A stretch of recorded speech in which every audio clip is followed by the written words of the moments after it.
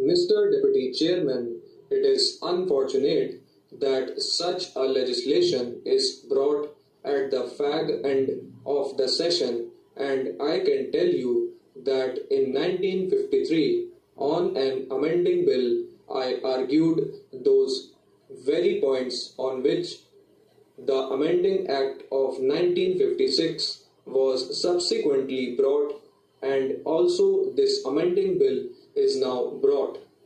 At least, sir, the ministers don't want to change anything in this house because it is coming at the end of the session, and on that account, further amending bills are later coming forward. It is because they are not understanding our viewpoint. Now, sir, the intention of government was quite clear in 1953 in the matter of transfers and closures and all that. But we asked them to clarify it, and they did not clarify it.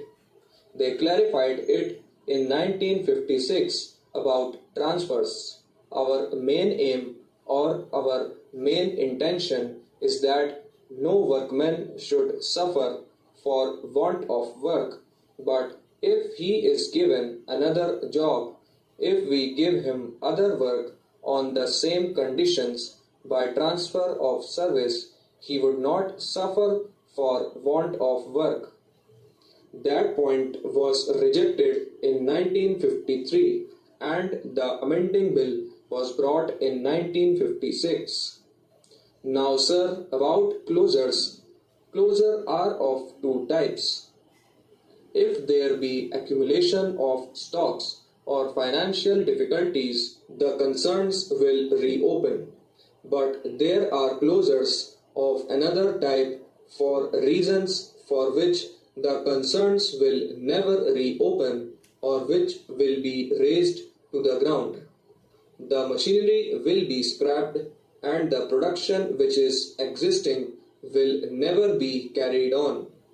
Even in such cases, sir, I know the intention of the Honorable Minister is to give compensation, and I think, sir, whatever may be the intention of government, whatever we argue will not be fully realized.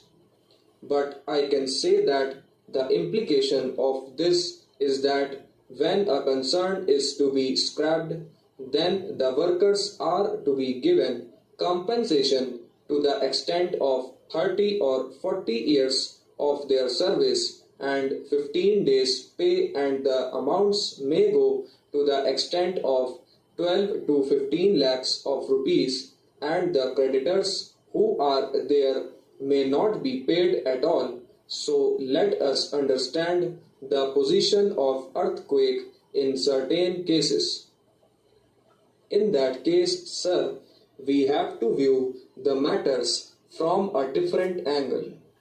Whether we view or do not view it from that angle, I think it is for the Honorable Minister to examine, especially because he is also the Minister for Planning and he is also responsible for the industrial development of the country. So I hope he will look at it from both the angles of the effect of this measure on the industrial development of the country. That is the main thing. Industrial concerns which are scrapped are unable to pay. Then can we say that full amount is to be paid to the workmen along with the creditors who have also provided money for the concerns? There are the banks also who have advanced funds. What will be their position? There must be some limit fixed for associating the workers' claims along with them. Supposing that it is not accepted, then I will go further and say that with regard to those workmen who are to be paid compensation, we have to see whether they will be able to get work in about 1 year. In that case, sir, compensation may be limited to 1 year. I am sure a system can be devised that within 1 year a worker is provided with work, and I am making a suggestion to the Honorable Minister in this respect that there must be a decasualization scheme enforced in important centers where there are 60 units or 100 units working full hours in a week. Suppose a permanent worker is retrenched in one unit and there is another unit or units where workers are taken. This retrenched permanent worker should have prior claim over newcomers in that unit or those units. There must be legislation in this respect. If legislation is there, then this difficulty will be avoided. I feel, sir, we are going slow.